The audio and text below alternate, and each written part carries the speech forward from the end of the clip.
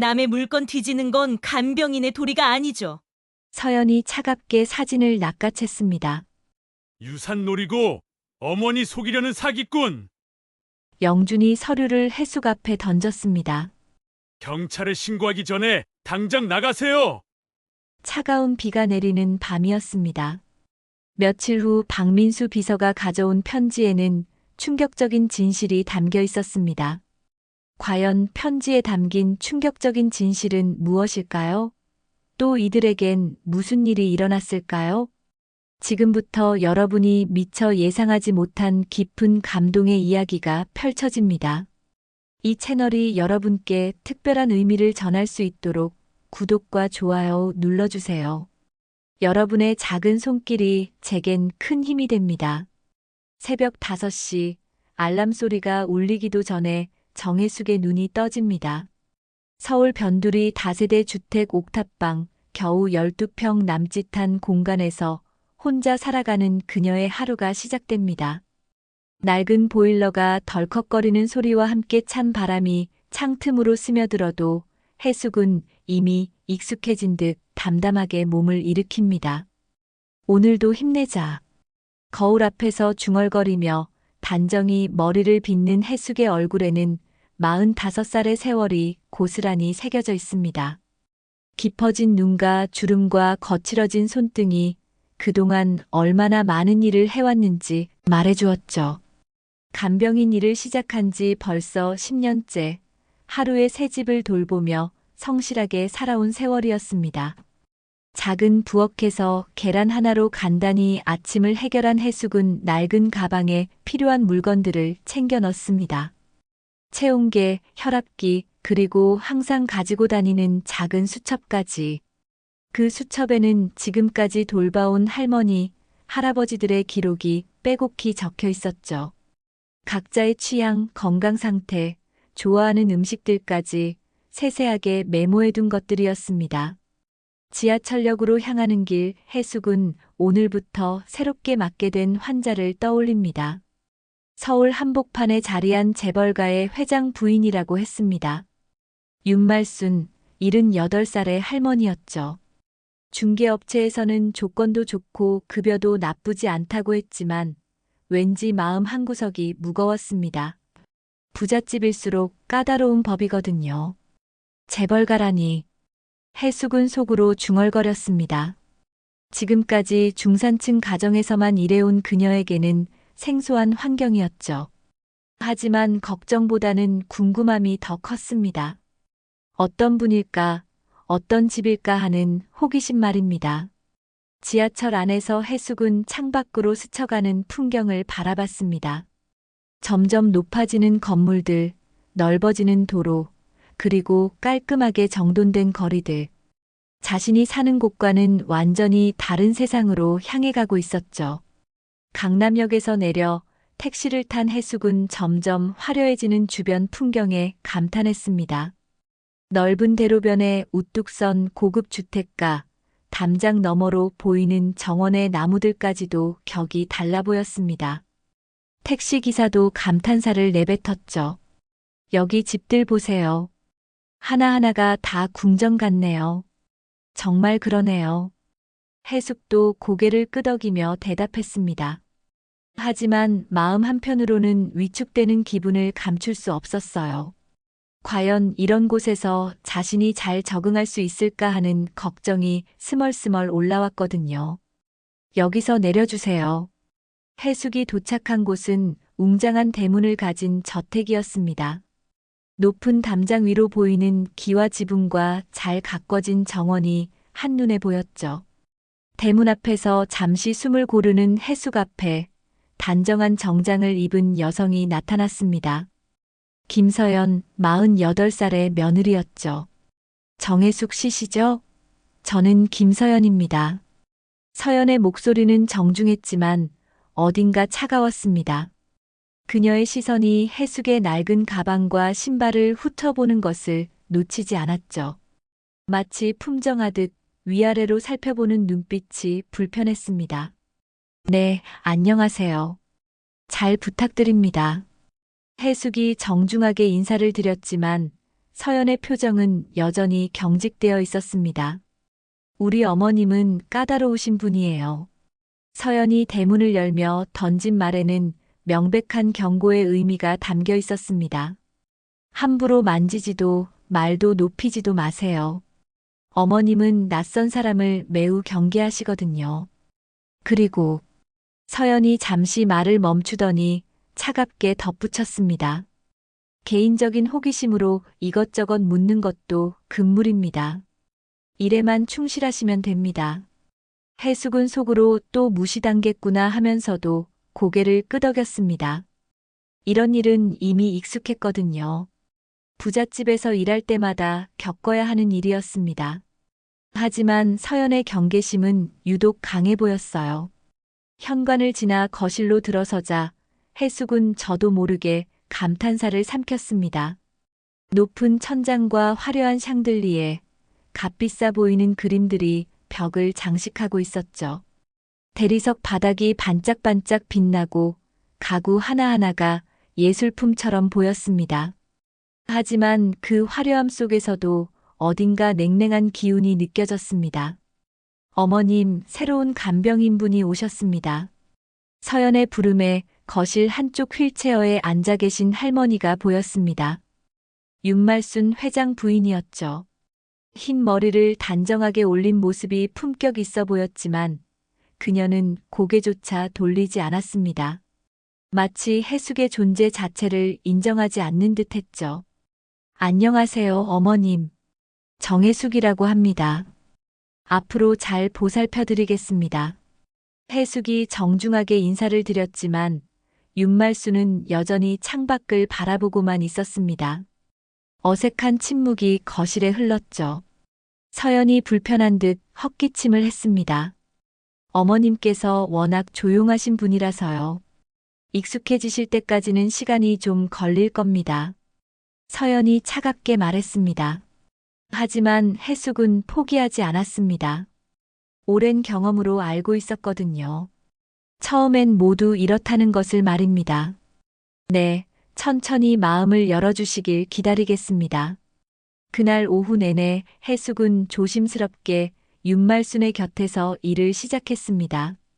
약 시간을 체크하고 가벼운 마사지를 해드리고 주변을 정리하면서 말입니다. 윤말순은 여전히 차갑게 굳어 있었지만 가끔씩 해숙을 힐끗 쳐다보는 시선을 놓치지 않았죠. 그 눈빛에는 뭔가 복잡한 감정이 스쳐가는 것 같았습니다. 해가 저물어갈 무렵 해숙은 하루 일과를 마치며 서연에게 인사를 드렸습니다. 내일 또 뵙겠습니다. 네, 수고하셨습니다. 서연의 대답은 여전히 차가웠지만 해숙은 개의치 않았습니다. 이 집에는 뭔가 특별한 공기가 흐르고 있었어요. 단순히 부잣집의 위엄만이 아닌 말로 설명할 수 없는 묘한 긴장감 같은 것이 말입니다. 해숙이 윤말순의 집에서 일한 지 일주일이 지났습니다.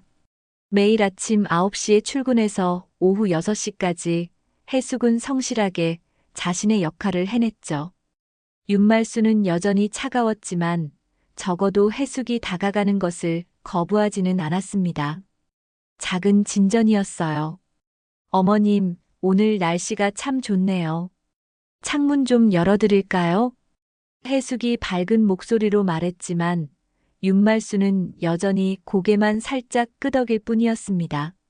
하지만 해숙은 포기하지 않았어요. 혈압을 재고 약을 챙겨드리고 가벼운 대화를 시도하면서 조금씩 마음의 벽을 허물어 가고 있었거든요. 서연은 여전히 해숙을 경계하고 있었습니다. 매일 출근할 때마다 차가운 인사를 나누고 해숙이 무엇을 하는지 은근히 지켜보고 있었죠. 특히 해숙이 윤말순과 대화를 나누거나 개인적인 공간에 접근할 때면 더욱 예민하게 반응했습니다. 간병인은 간병만 하시면 됩니다. 불필요한 대화는 어머님께 부담이 될 수 있어요. 서연이 차갑게 말할 때마다 해숙은 조금씩 위축되어 갔습니다. 하지만 윤말순을 돌보는 일에는 최선을 다했어요.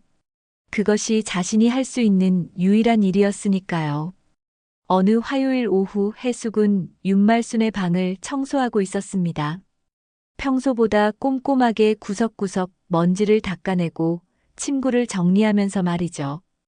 윤말순은 거실에서 휠체어에 앉아 조용히 독서를 하고 계셨습니다.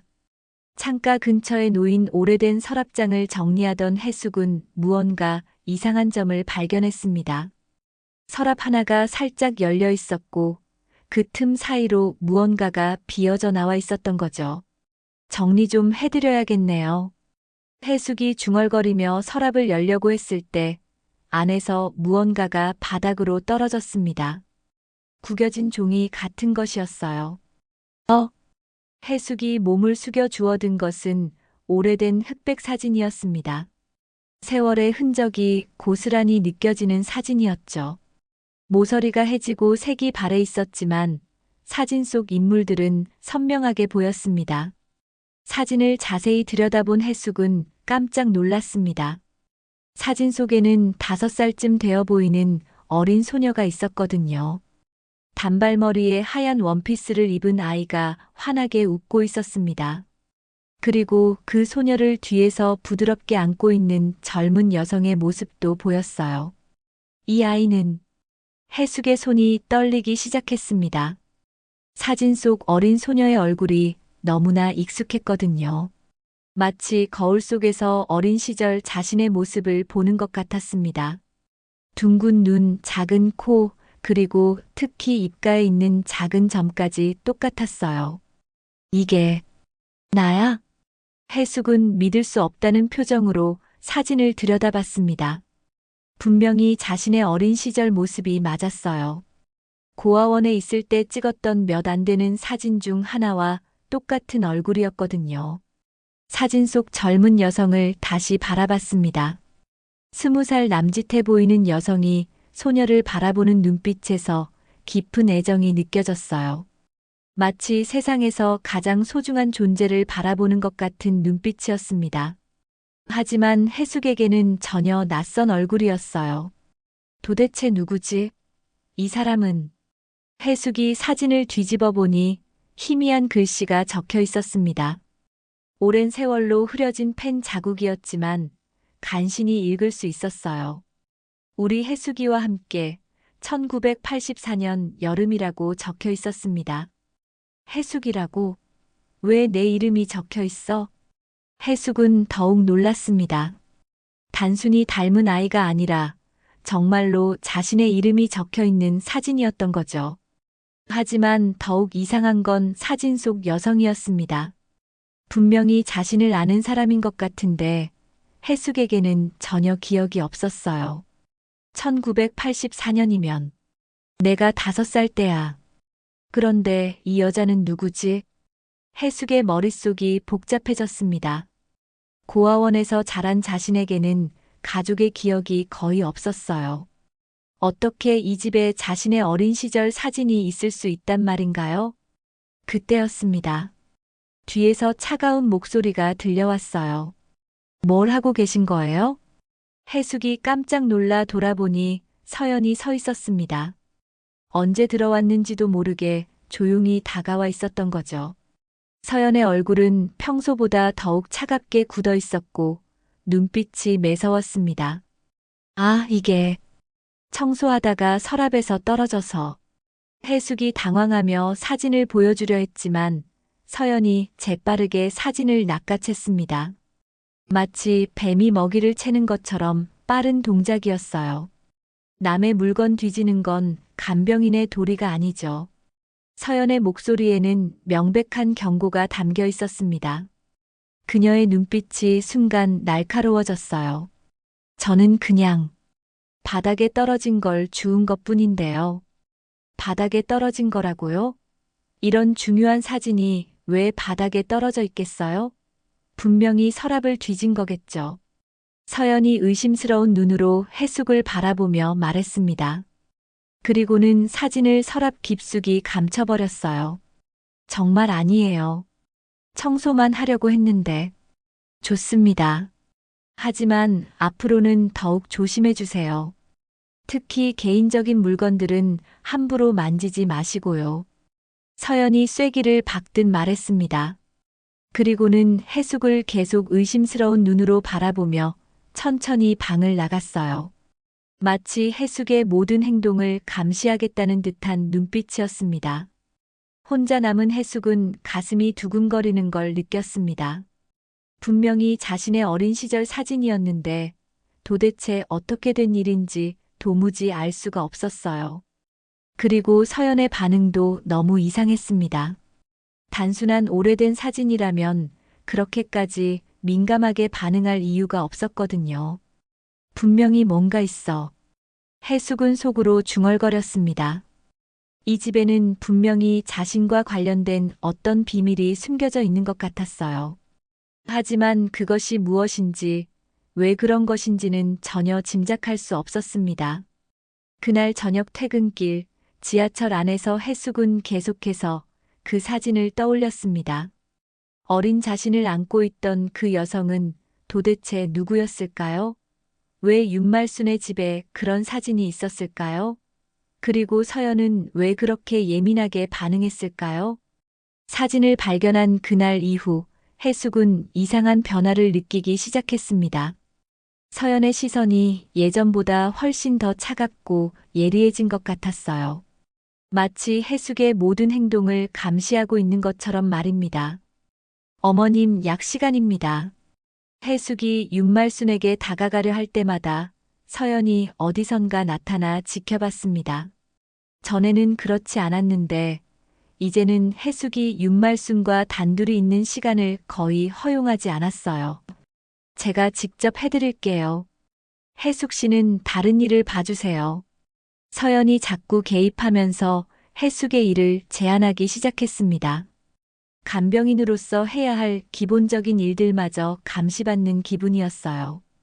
어느 날 오후 해숙이 윤말순의 혈압을 재고 있을 때였습니다. 윤말순이 갑자기 해숙의 손을 붙잡았어요. 그동안 한 번도 없었던 일이었죠. 어머님? 윤말순의 손은 차갑지만 힘이 있었습니다. 그녀가 해숙을 바라보는 눈빛에는 뭔가 간절한 것이 담겨 있었어요. 마치 무언가 말하고 싶지만 할 수 없어서 답답해하는 것 같았습니다. 괜찮으세요? 해숙이 부드럽게 물었지만 윤말순은 여전히 말없이 해숙의 손만 꼭 잡고 있었습니다. 그 순간 해숙은 윤말순의 눈에서 눈물이 맺히는 것을 봤어요. 어머님, 혹시 어디 아프세요? 하지만 그때 서연이 방으로 들어왔습니다. 어머님, 무슨 일이세요? 서연이 다가오자 윤말순은 재빨리 해숙의 손을 놓았습니다. 마치 들키면 안 되는 일을 하고 있었던 것처럼 말이죠. 아무것도 아니에요. 그냥 혈압만 재고 있었어요.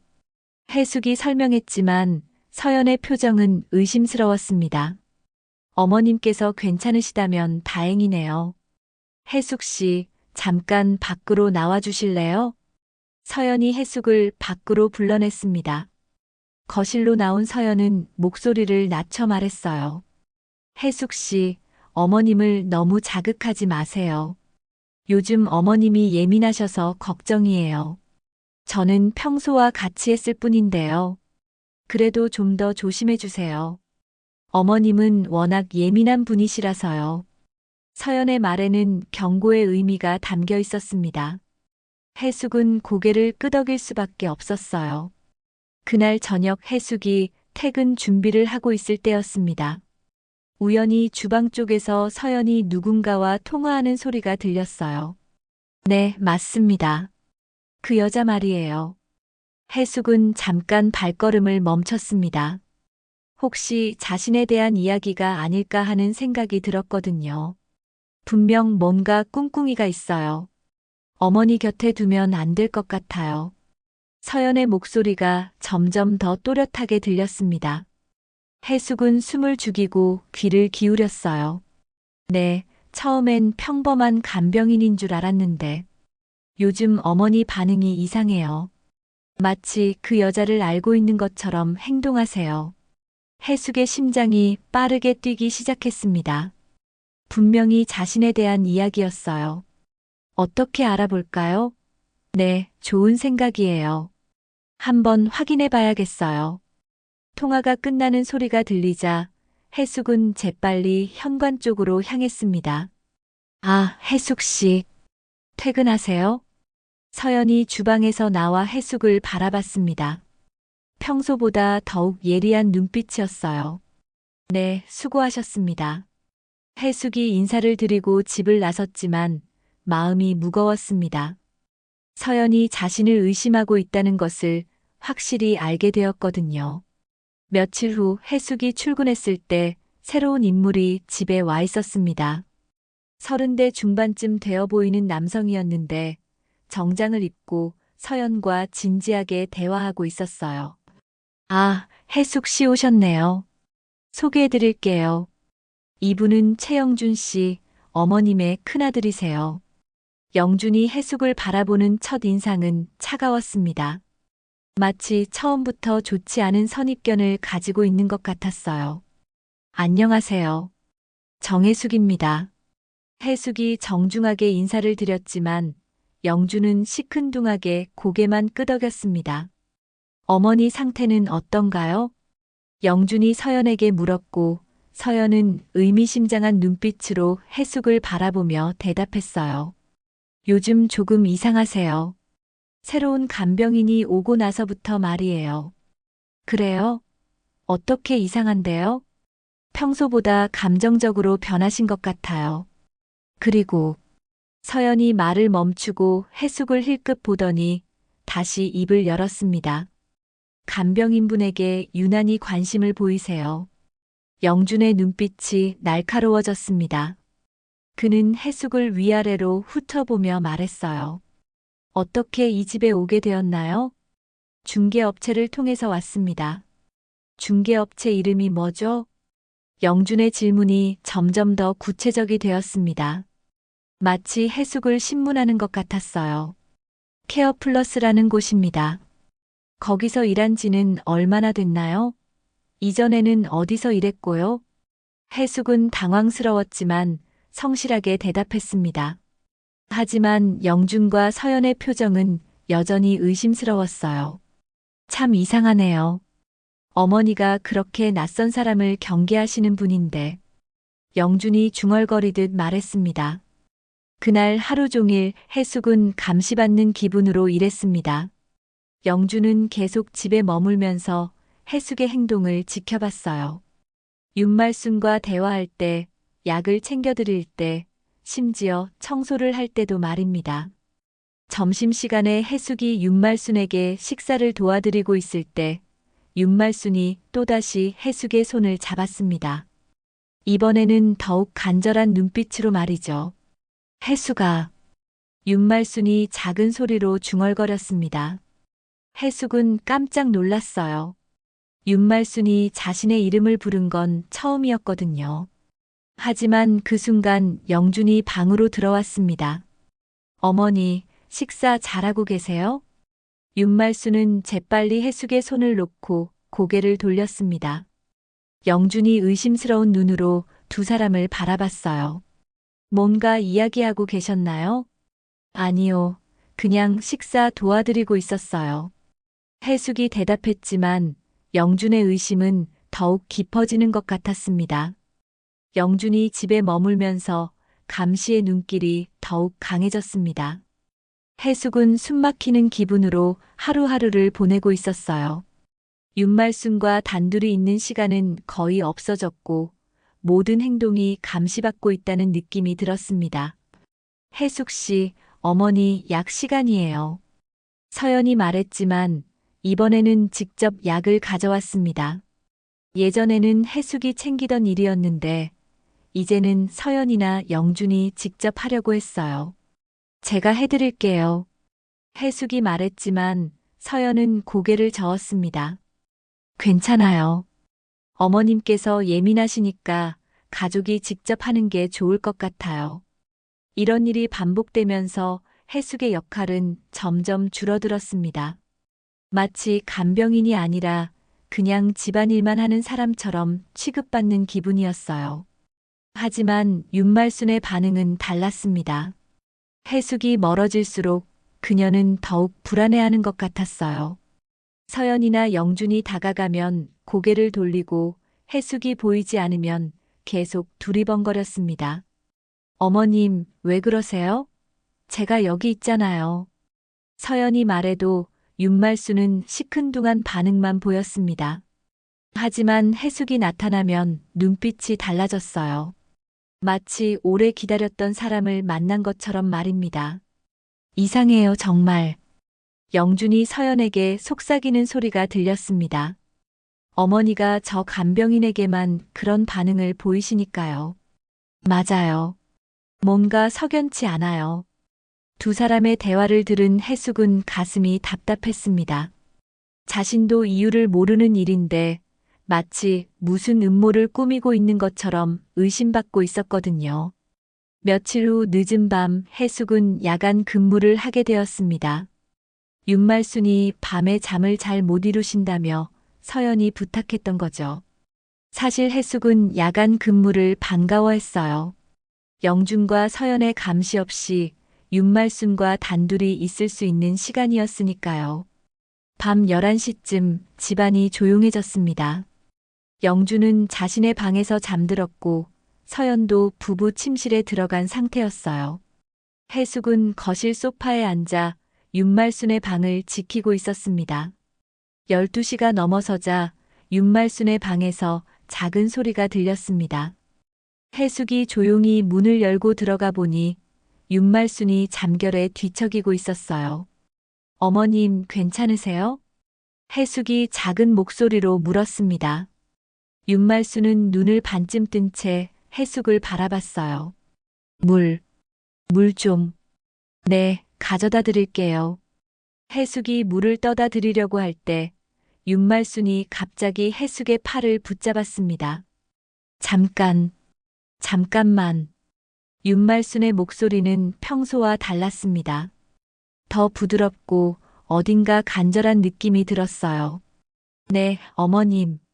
해숙이 윤말순 곁에 앉자 윤말순은 해숙의 얼굴을 자세히 들여다봤습니다. 달빛이 창문으로 들어와 두 사람의 얼굴을 은은하게 비쳤어요. 너무 닮았구나. 윤말순이 중얼거렸습니다. 무엇을 닮았다는 건지 해숙은 알 수 없었어요. 어머님? 해숙아. 그 순간 해숙의 심장이 멎는 듯 했습니다. 윤말순이 자신의 이름을 불렀거든요. 하지만 그 목소리에는 뭔가 특별한 감정이 담겨 있었습니다. 우리 해숙이.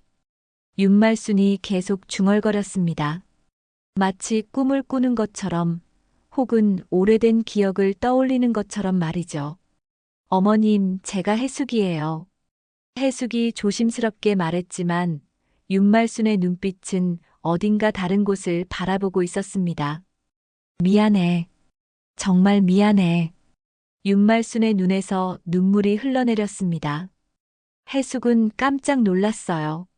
그동안 차갑기만 했던 윤말순이 이렇게 감정을 드러내는 모습은 처음 봤거든요. 어머님, 왜 우세요? 어디 아프세요? 해숙이 걱정스럽게 물었지만 윤말순은 대답하지 않고 계속 눈물만 흘렸습니다. 보고 싶었어. 너무 보고 싶었어. 윤말순의 목소리가 점점 더 작아졌습니다. 마치 잠에 빠져드는 것 같았어요. 해숙아, 엄마가 미안해. 그 순간 해숙은 온몸에 전율이 흘렀습니다. 윤말순이 엄마라는 말을 했거든요. 하지만 그게 무슨 의미인지 알 수 없었어요. 어머님? 해숙이 다시 불렀지만 윤말순은 이미 잠에 빠져 있었습니다. 고른 숨소리가 들리기 시작했어요. 해숙은 한동안 윤말순 곁에 앉아 있었습니다. 방금 전 일이 꿈이었나 싶을 정도로 비현실적이었거든요. 윤말순이 자신의 이름을 그렇게 애틋하게 부르고 눈물을 흘리며 미안하다고 했던 일들이 말입니다. 도대체 무슨 일이지? 해숙은 속으로 중얼거렸습니다. 윤말순과 자신 사이에 뭔가 특별한 연결고리가 있는 것 같았어요. 하지만 그게 무엇인지는 전혀 알 수 없었습니다. 다음 날 아침 해숙이 윤말순에게 어젯밤 일을 물어봤지만 윤말순은 기억하지 못하는 것 같았습니다. 어머님, 어젯밤에 제 이름을 부르셨는데요. 그랬나? 기억이 안 나는구나. 윤말순은 담담하게 대답했지만 해숙을 바라보는 눈빛은 여전히 특별했어요. 그날 오후 서연이 해숙을 불러냈습니다. 해숙 씨, 어젯밤에 어머님과 무슨 이야기를 나누셨나요? 별다른 이야기는 없었어요. 그냥 물 달라고 하셔서 드렸을 뿐이에요. 해숙이 대답했지만 서연의 눈빛은 의심스러웠습니다. 어머님께서 아침에 좀 이상하셨거든요. 계속 무언가를 중얼거리시면서요. 그러셨나요? 저는 모르겠는데요. 혹시 어머님이 이상한 말씀을 하시지는 않았나요? 가족에 대한 이야기라든지. 서연의 질문이 점점 구체적이 되었습니다. 해숙은 어젯밤 일을 말해야 할지 고민했어요. 하지만 서연의 의심스러운 눈빛을 보니 말하기가 망설여졌습니다. 아니요, 별다른 말씀은 안 하셨어요. 해숙이 대답했지만 마음속으로는 어젯밤 윤말순의 모습이 계속 떠올랐습니다.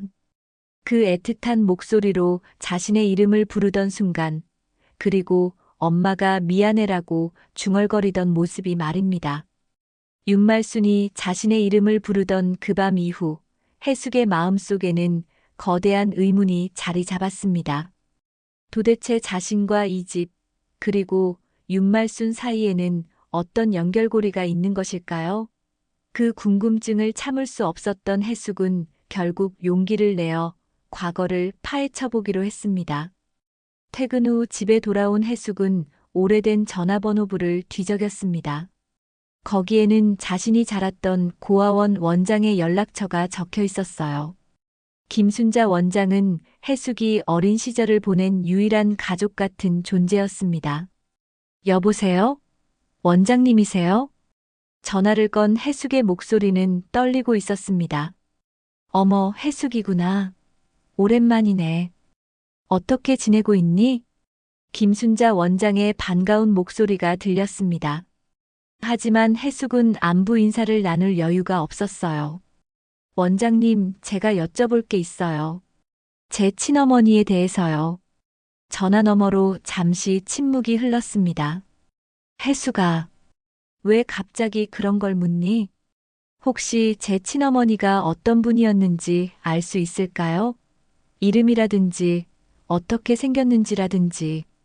해숙의 간절한 목소리에 김순자 원장은 한숨을 쉬었습니다. 해숙아, 그런 건 알아서 뭐하니? 지난 일은 지난 일이고. 원장님, 제발요. 정말 중요한 일이에요. 해숙이 애원하듯 말하자 김순자 원장은 망설이다가 입을 열었습니다. 내 친어머니, 미혼모였어. 아주 어린 나이에 너를 낳았지. 해숙의 심장이 빠르게 뛰기 시작했습니다. 그분 이름이 뭐였나요? 이름은 윤말순이었어. 그 순간 해숙은 전화기를 떨어뜨릴 뻔했습니다. 윤말순? 지금 자신이 돌보고 있는 그 할머니와 같은 이름이었어요. 원장님, 혹시 그분이 부잣집 딸이었나요? 맞아. 아주 부유한 집안 딸이었지. 하지만 아이를 지킬 수 없어서 우리 고아원에 보냈다더라. 해숙의 머릿속이 하얗게 변했습니다. 정말 설마 윤말순이 자신의 친어머니라는 말인가요? 그분이 저를 버린 건가요? 버린 게 아니야, 해숙아. 그때는 미혼모에 대한 시선이 지금보다 훨씬 냉혹했어. 특히 부잣집에서는 더욱 그랬지. 아이를 지키려면 집안에서 쫓겨날 수밖에 없었을 거야. 김순자 원장의 설명을 들으면서 해숙은 온몸이 떨렸습니다. 원장님, 혹시 그분이 지금 어디 계신지 아세요? 글쎄, 그건 모르겠구나. 한 번도 연락이 없었거든. 전화를 끄는 해숙은 한동안 멍하니 앉아 있었습니다. 도대체 이게 현실인가요? 자신이 간병하고 있는 윤말순이 친어머니라니 이런 일이 가능한 건가요? 다음 날 출근길 해숙의 마음은 복잡했습니다. 평소와 같이 인사를 나누고 일을 해야 하는데 윤말순을 어떤 눈으로 바라봐야 할지 모르겠었어요. 안녕하세요, 어머님. 해숙이 평소처럼 인사를 드렸지만 목소리가 떨리는 걸 숨길 수 없었습니다. 윤말순은 해숙을 바라보며 고개를 끄덕였어요. 평소와 다름없어 보였지만 해숙에게는 모든 것이 달라 보였습니다. 점심시간 해숙은 윤말순에게 식사를 드리면서 용기를 냈습니다. 어머님, 혹시 예전에 고아원에 아이를 보낸 적이 있으세요? 윤말순의 손이 잠깐 멈췄습니다. 그리고 해숙을 바라보는 눈빛이 달라졌어요. 왜 그런 걸 묻니? 윤말순의 목소리가 떨렸습니다. 해숙은 더 이상 참을 수 없었어요. 제가 그 아이일까요? 그 순간 윤말순의 얼굴이 창백해졌습니다. 수저를 떨어뜨리고 해숙을 빤히 바라봤어요. 해숙아, 정말 해숙이니? 윤말순의 눈에서 눈물이 흘러내렸습니다. 해숙도 모르게 눈물이 나기 시작했어요. 엄마인가요? 두 사람이 서로를 바라보며 울고 있을 때 갑자기 문이 열렸습니다. 영준이 들어온 거였어요. 뭐 하는 거예요? 영준의 차가운 목소리에 두 사람은 깜짝 놀랐습니다. 아무것도 아니에요. 해숙이 재빨리 눈물을 닦으며 말했지만 영준의 눈빛은 의심스러웠어요. 그날 저녁 해숙이 퇴근하려고 준비하고 있을 때 영준이 불쑥 나타났습니다. 잠깐 얘기 좀 하죠. 영준의 목소리는 차가웠습니다. 그의 손에는 서류 뭉치가 들려 있었어요. 뭔가요? 당신 정체를 알아냈어요. 영준이 서류를 해숙 앞에 던졌습니다. 유산 노리고 어머니 속이려는 사기꾼이었군요. 해숙은 깜짝 놀랐습니다. 무슨 말씀이세요? 모르겠어요. 어머니한테 접근해서 자신이 딸이라고 속이려는 거 아니에요? 영준의 목소리가 점점 커졌습니다. 그런 게 아니에요. 저는 정말 뭐요? 정말 어머니 딸이라고요? 말도 안 되는 소리 하지 마세요. 영준이 화를 내며 소리쳤습니다. 어머니는 자식이 없으세요. 평생 아이를 갖지 못하셨다고요. 해숙의 머릿속이 혼란스러워졌습니다. 고아원 원장의 말과 영준의 말이 정반대였거든요. 경찰에 신고하기 전에 당장 나가세요. 다시는 우리 집 근처에 얼씬거리지도 마시고요. 영준이 차갑게 말하며 현관문을 열었습니다. 잠깐요, 설명은 필요 없어요. 당장 나가세요. 해숙은 어쩔 수 없이 집을 나섰습니다. 밖에는 비가 내리고 있었어요. 우산도 없이 비를 맞으며 서 있는 해숙의 마음은 절망으로 가득했습니다. 도대체 무엇이 진실인지 알 수 없었어요. 고아원 원장의 말이 맞는 건지 아니면 영준의 말이 맞는 건지, 그리고 윤말순은 정말 자신의 어머니인지 아니면 모든 게 착각인지. 비에 젖은 채로 집으로 돌아가는 해숙의 뒷모습은 쓸쓸했습니다. 잠깐 동안 품었던 가족에 대한 희망이 산산조각 나버린 것 같았어요. 비에 젖은 채로 집에 돌아온 해숙은 며칠 동안 멍하니 지냈습니다. 영준에게 쫓겨난 그날 이후 마음은 혼란스럽기만 했어요. 도대체 무엇이 진실인지 알 수 없었거든요. 고아원 원장이 말한 친어머니 윤말순과 지금의 윤말순이 같은 사람인지 아니면 단순한 동명이인인지 말입니다. 사흘째 되는 날 해숙은 휴대폰이 울리는 소리에 잠에서 깨어났습니다. 모르는 번호였어요. 여보세요? 혹시 정혜숙 씨십니까? 낯선 남성의 목소리였습니다. 네, 맞는데요. 저는 윤말순 회장 부인의 비서 박민수라고 합니다. 급히 만나 뵙고 싶은데 시간이 되실까요? 해숙은 깜짝 놀랐습니다. 윤말순의 비서라니 무슨 일일까요? 지금요? 네, 가능하시다면 지금 당장이라도요. 아주 중요한 말씀을 드려야 합니다. 비서의 목소리에는 절박함이 묻어 있었어요. 해숙은 망설이다가 만나기로 했습니다. 1시간 후 해숙은 조용한 카페에서 박민수 비서를 만났습니다. 50대 중반의 단정한 인상을 가진 남성이었어요. 이렇게 갑자기 불러내서 죄송합니다. 박민수가 정중하게 인사를 했습니다. 무슨 일이신가요? 회장 부인께서 쓰신 편지입니다. 박민수가 조심스럽게 봉투를 꺼냈습니다. 절대 남에게 보여서는 안 됩니다. 특히 영준 도련님이나 서연 부인에게는 말입니다. 해숙의 손이 떨렸습니다. 봉투를 받아든 순간 그 안에 담긴 내용이 자신의 인생을 바꿀 것 같은 예감이 들었어요. 언제 쓰신 건가요? 어젯밤에 쓰셨습니다. 영준 도련님께서 해숙 씨를 내보낸 후에 말이죠. 박민수의 말에 해숙은 더욱 긴장했습니다. 회장 부인께서 많이 슬퍼하셨어요. 계속 우시면서 이 편지를 쓰셨습니다. 해숙은 떨리는 손으로 봉투를 열었습니다. 안에서는 편지와 함께 오래된 사진이 나왔어요. 며칠 전 서연이 빼앗아간 바로 그 사진이었습니다. 편지를 펼쳐본 해숙은 눈물이 터져 나왔습니다. 사랑하는 내 딸 해숙에게.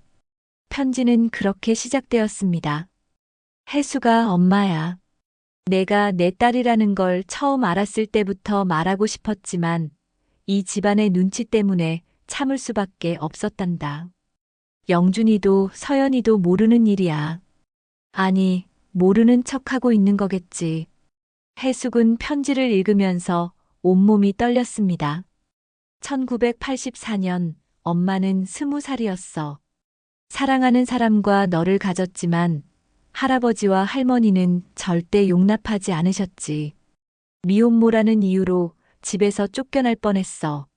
그래서 어쩔 수 없이 너를 고아원에 보낼 수밖에 없었단다. 편지의 내용이 계속되었습니다. 널 버린 게 아니라 살리고 싶었단다.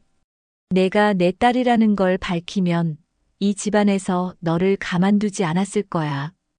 특히 영준이는 절대 받아들이지 않을 거야. 자신의 상속권에 위협이 될까 봐서 말이야.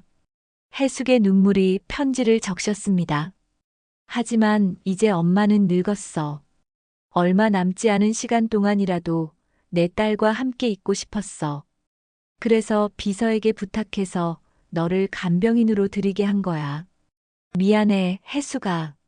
엄마가 정말 미안해. 편지를 다 읽은 해숙은 한참 동안 울었습니다. 박민수 비서도 조용히 기다려 주었어요. 정말 제가 회장 부인의 딸인가요? 네, 맞습니다. 제가 직접 확인했어요. 고아원 기록부터 시작해서 모든 걸 조사했습니다. 박민수가 확신에 찬 목소리로 대답했습니다. 그럼 영준 씨는 왜 그렇게 말한 거죠? 어머님이 자식이 없다고. 영준 도련님은 알고 계세요. 하지만 인정하고 싶지 않으시는 거죠. 해숙 씨가 나타나면 상속 문제가 복잡해지니까요. 해숙은 모든 것이 이해되기 시작했습니다. 영준의 차가운 태도, 서연의 감시, 그리고 윤말순의 애틋한 눈빛까지 말이죠. 그럼 이제 어떻게 해야 하나요? 회장 부인께서는 해숙 씨가 다시 돌아와 주기를 바라세요. 하지만 박민수가 말을 멈췄습니다. 하지만 뭔가요? 영준 도련님과 서연 부인이 가만히 있지 않을 거예요. 특히 상속 문제 때문에 더욱 격렬하게 반대할 겁니다. 그때 박민수의 휴대폰이 울렸습니다. 통화를 받은 그의 얼굴이 굳어졌어요. 무슨 일이세요? 회장 부인께서 갑자기 쓰러지셨어요. 지금 병원으로 가는 중입니다. 해숙은 깜짝 놀라 자리에서 일어났습니다. 저도 가야 해요. 안 됩니다. 영준 도련님이 해숙 씨를 경찰에 신고하겠다고 했거든요. 사기 혐의로 말이죠. 해숙의 가슴이 답답해졌습니다. 이제야 친어머니를 찾았는데 다시 멀어져야 한다니요. 하지만 회장 부인께서 깨어나시면 분명 해숙 씨를 찾으실 거예요. 그때까지 기다려주세요. 박민수가 간절하게 부탁했습니다. 카페를 나선 해숙은 복잡한 심정이었어요. 드디어 친어머니를 찾았지만 그 기쁨을 온전히 누릴 수는 없었습니다. 영준과 서연의 반대, 그리고 상속 문제까지 얽혀있는 복잡한 상황이었거든요. 그런데 그때 카페 맞은편에서 누군가 이 모든 대화를 지켜보고 있었습니다. 바로 서연이었어요. 그녀는 박민수가 해숙을 만나는 걸 뒤따라와서 지켜본 거였습니다. 역시 뭔가 있었군. 서연이 차가운 미소를 지으며 중얼거렸습니다. 그녀의 눈빛에는 위험한 빛이 어려 있었어요. 해숙이 집으로 돌아가는 동안 서연은 재빨리 영준에게 전화를 걸었습니다. 여보, 큰일 났어요. 어머님이 정말로 그 여자를 딸로 인정하려는 것 같아요. 서연의 목소리에는 분노와 위기감이 섞여 있었습니다. 이제 진짜 전쟁이 시작된 것 같았어요. 윤말순이 병원에 입원한 지 사흘이 지났습니다. 해숙은 매일 병원 근처를 서성이며 소식을 기다렸지만 면회는커녕 안부조차 물을 수 없었어요. 영준과 서연이 철저하게 차단하고 있었거든요. 박민수 비서가 가끔 연락을 주어 윤말순의 상태를 알려주었습니다. 다행히 생명에는 지장이 없었지만 의식이 완전히 돌아오지 않은 상태였어요. 회장 부인께서 계속 해숙 씨 이름을 부르고 계세요. 박민수의 말에 해숙의 마음은 더욱 아팠습니다. 어머니가 자신을 찾고 있는데 곁에 있어줄 수 없다니요. 나흘째 되는 날 오후 박민수에게서 급한 전화가 왔습니다. 회장 부인께서 깨어나셨어요. 그런데 상태가 많이 안 좋으세요. 해숙은 가슴이 철렁했습니다. 어떻게 안 좋다는 뜻이에요? 의사 선생님 말씀으로는 얼마 남지 않으셨을 것 같다고 하네요. 해숙의 눈에서 눈물이 흘러나왔습니다. 이제야 찾은 어머니를 이렇게 떠나보낼 수는 없었어요. 제발 한 번만 만나게 해주세요. 영준 도련님이 절대 안 된다고 하시는데. 그럼 몰래라도요. 제발요. 해숙의 간절한 부탁에 박민수는 한참 고민하다가 입을 열었습니다. 오늘 밤 영준 도련님과 서연 부인이 잠깐 집에 들르신다고 하네요. 그때 잠깐이라도 감사합니다. 정말 감사해요. 그날 밤 10시 해숙은 조심스럽게 병원에 들어갔습니다. 박민수가 미리 길을 알려주어서 간병실까지 찾아갈 수 있었어요. 문을 조용히 열고 들어간 해숙은 침대에 누워있는 윤말순을 보고 깜짝 놀랐습니다. 며칠 사이에 많이 야위어 보였거든요. 어머니. 해숙이 작은 목소리로 부르자 윤말순이 천천히 눈을 떴습니다. 해숙아. 정말 해숙이니? 윤말순의 목소리는 약했지만 기쁨이 담겨 있었어요. 네, 엄마. 제가 왔어요. 해숙이 윤말순의 손을 잡자 윤말순의 눈에서 눈물이 흘러나왔습니다. 미안해. 정말 미안해, 해숙아. 괜찮아요, 엄마. 이제 알았으니까 괜찮아요. 두 사람은 서로의 손을 꼭 잡고 한참을 울었습니다. 45년 만에 처음으로 나누는 모녀의 시간이었어요. 해숙아, 엄마가 너에게 많은 걸 못해줬구나. 아니에요. 이렇게라도 만날 수 있어서 행복해요.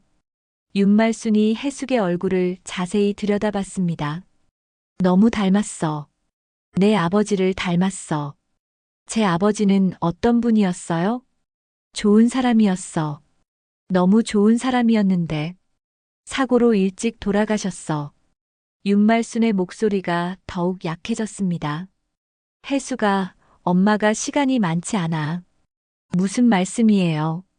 괜찮아지실 거예요. 아니야. 이미 의사한테 들었어. 그런데 괜찮아. 너를 만났으니까. 그때 문 밖에서 발소리가 들렸습니다. 영준과 서연이 돌아온 것 같았어요. 혜수가 빨리 숨어. 윤말순이 다급하게 말했지만 이미 늦었습니다. 문이 열리면서 영준과 서연이 들어왔거든요. 뭐 하는 거예요? 영준이 차가운 목소리로 물었습니다. 서연의 얼굴도 굳어 있었어요. 어머님을 뵈러 왔어요. 혜숙이 당당하게 대답했습니다. 누가 오라고 했나요? 당장 나가세요. 영준아, 그만해. 윤말순이 약한 목소리로 말했습니다. 어머니, 이 여자는 사기꾼이에요. 속으시면 안 돼요. 사기꾼이 아니야. 혜숙이는 내 딸이야. 윤말순의 말에 영준과 서연의 표정이 더욱 굳어졌습니다. 어머니, 지금 정신이 온전하지 않으세요. 그런 말씀하시면 안 돼요. 정신은 멀쩡해. 혜숙이는 분명히 내 딸이야. 그때 박민수 비서가 들어왔습니다. 도련님, 작은 사모님, 그리고 혜숙 씨. 다들 계시네요. 박민수의 손에는 서류가 들려 있었어요. 회장 부인께서 미리 부탁하신 일이 있습니다. 무슨 일이에요? 영준이 의심스럽게 물었습니다. 유 원장 낭독입니다. 순간 병실에 긴장감이 흘렀습니다. 유 원장이요? 어머니는 아직 살아계시는데요. 회장 부인께서 직접 부탁하신 일입니다. 지금 낭독해달라고 하셨어요. 박민수가 서류를 펼치며 읽기 시작했습니다. 윤말순의 유 원장. 정신이 온전한 상태에서 작성함을 밝힙니다. 혜숙과 영준, 서연 모두 숨을 죽이고 들었어요. 첫째, 윤가의 모든 부동산과 현금, 주식 등 전 재산의 절반을 정혜숙에게 남깁니다. 영준이 벌떡 일어났습니다. 말도 안 돼. 저 여자는 피 한 방울 섞이지 않은 남이에요. 둘째, 정혜숙은 윤말순의 친딸로서 윤가의 정당한 상속인임을 밝힙니다. 서연의 얼굴이 창백해졌습니다. 셋째, 나머지 재산은 영준에게 상속하되 혜숙을 누나로 인정하고 함께 윤가를 이끌어갈 것을 조건으로 합니다. 박민수가 유 원장을 다 읽자 병실은 잠시 조용해졌습니다. 이건 무효예요. 어머니가 정신이 온전하지 않은 상태에서 쓴 거라고요. 영준이 소리쳤지만 윤말순이 마지막 힘을 짜내어 말했습니다. 네, 딸이야. 혜숙이는 세상에서 단 하나뿐인 내 딸이야. 윤말순의 목소리는 약했지만 확고했습니다. 영준은 할 말을 잃었고 서연은 분노에 찬 표정으로 혜숙을 바라봤어요. 혜숙은 윤말순의 손을 꼭 잡고 있었습니다. 이제야 진짜 가족이 되었다는 실감이 들었어요. 하지만 동시에 앞으로 겪어야 할 시련들이 걱정되기도 했습니다. 병실의 무거운 침묵 속에서 윤말순의 고른 숨소리만이 들려왔습니다. 모든 진실이 밝혀진 순간이었어요. 유 원장이 공개된 그날 밤 윤말순의 상태는 급격히 악화되었습니다. 의사는 가족들을 불러 마지막을 준비하라고 했어요. 혜숙은 어머니의 침대 곁에서 밤새 지켰습니다. 영준과 서연도 병실에 있었지만 여전히 혜숙을 곱지 않은 시선으로 바라보고 있었어요. 혜숙아. 새벽 무렵 윤말순이 작은 목소리로 혜숙을 불렀습니다. 네, 엄마. 여기 있어요. 혜숙이 어머니의 손을 꼭 잡으며 대답했습니다. 고마워. 엄마를 용서해줘서. 무슨 말씀이에요? 용서할 게 뭐가 있어요? 윤말순의 눈에서 눈물이 흘러나왔습니다. 평생 후회하며 살았어. 너를 보내고 나서. 이제 괜찮아요, 엄마. 저희 만났잖아요.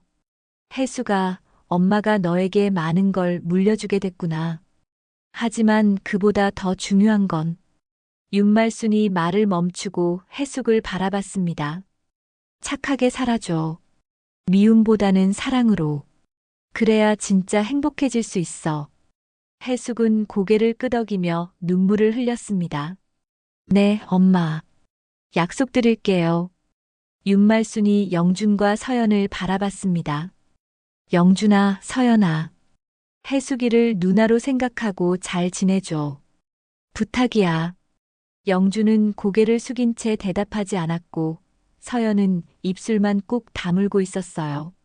이틀 후 아침 윤말순은 조용히 숨을 거두었습니다. 해숙이 손을 잡고 있는 상태에서 평안하게 가셨어요. 마지막 순간까지 해숙을 바라보며 미소를 지으셨습니다. 장례 준비는 영준이 주도했습니다. 해숙도 딸로서 장례에 참여하고 싶었지만 영준과 서연의 차가운 태도는 변하지 않았어요. 해숙 씨, 장례식에는 조용히 참석해 주세요. 괜한 소동 일으키지 마시고요. 서연이 차갑게 말했습니다. 해숙은 마음이 아팠지만 고개를 끄덕였어요. 장례식 당일 많은 사람들이 조문을 왔습니다. 재벌가의 안주인이었던 윤말순의 마지막 길이었거든요. 해숙은 검은 한복을 입고 조용히 장례식장 한 구석에 서 있었습니다. 조문객들 중에는 해숙을 이상하게 바라보는 사람들이 많았어요. 유언장 내용이 알려지면서 윤말순의 숨겨진 딸이라는 소문이 퍼졌거든요. 저 여자가 갑자기 나타난 딸이라는 사람인가? 정말 닮긴 닮았네요. 젊었을 때 윤 여사님하고. 사람들의 수군거림을 들으면서도 해숙은 꿋꿋이 자리를 지켰습니다. 어머니의 마지막 길을 지켜보고 싶었거든요. 영정 앞에 섰을 때 해숙은 사진 속 어머니를 바라보며 마음속으로 말했습니다. 엄마, 저 잘할게요. 엄마가 바라시는 대로 착하게 살게요. 관 앞에서 해숙은 떨리는 손으로 윤말순의 차가워진 손을 잡았습니다. 엄마. 이제야 엄마라고 부를 수 있네요. 해숙의 눈물이 어머니의 손 위로 떨어졌습니다. 45년 만에 만난 어머니와의 마지막 인사였어요. 그때 뒤에서 누군가 다가오는 소리가 들렸습니다. 영준이었어요. 그는 한참을 해숙 옆에 서 있다가 조용히 고개를 숙였습니다. 어머니, 편히 쉬세요. 영준의 목소리에는 처음으로 감정이 담겨 있었어요. 해숙과 영준은 나란히 서서 윤말순을 배웅했습니다. 발인식이 끝나고 사람들이 하나둘 떠난 후 해숙은 혼자 장례식장에 남아 있었습니다. 이제 정말 어머니와 영원히 헤어지는 거였어요. 해숙 씨. 뒤에서 영준이 해숙을 불렀습니다. 해숙이 돌아보니 영준의 표정이 전과는 달랐어요. 죄송합니다. 영준이 고개를 숙이며 말했습니다.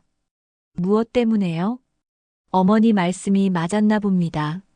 정말로. 누나시군요. 영준이 처음으로 해숙을 누나라고 불렀습니다. 해숙의 가슴이 뭉클해졌어요. 저도 처음엔 믿을 수 없었어요. 하지만 어머니의 마지막 말씀을 듣고 이제 알겠습니다. 영준이 계속 말했습니다. 어머니가 얼마나 누나를 그리워하셨는지 이제야 이해해요. 항상 뭔가 아쉬워하시는 표정을 지으셨거든요. 해숙도 눈물을 흘리며 대답했습니다. 영준아, 미안해. 갑자기 나타나서 너희 가족을 힘들게 했지? 아니에요. 어머니가 행복해 하셨어요. 누나가 오고 나서부터 표정이 많이 밝아지셨거든요. 두 남매는 서로를 바라보며 조용히 눈물을 흘렸습니다. 앞으로 어떻게 하실 거예요? 영준이 물었습니다. 모르겠어. 아직은 실감이 안 나. 저희 집, 아니, 누나 집이기도 하니까 언제든지 오세요. 영준의 말에 해숙은 고개를 저었습니다. 아니야. 나는 그냥 간병인 정혜숙으로 살고 싶어. 그게 더 편할 것 같아. 하지만 어머니의 유언이, 유산은 어머니를 위한 자선 사업에 쓸 거야. 그게 어머니가 진짜 바라시는 일일 것 같거든. 영준은 해숙의 말에 감동했습니다. 정말 어머니를 닮으셨네요. 해숙은 장례식장을 나서며 마지막으로 뒤를 돌아봤습니다. 차가웠던 재벌가의 대문을 처음 열었던 그날부터 지금까지 참 많은 일이 있었어요. 이제 해숙은 세상에 혼자가 아니었습니다.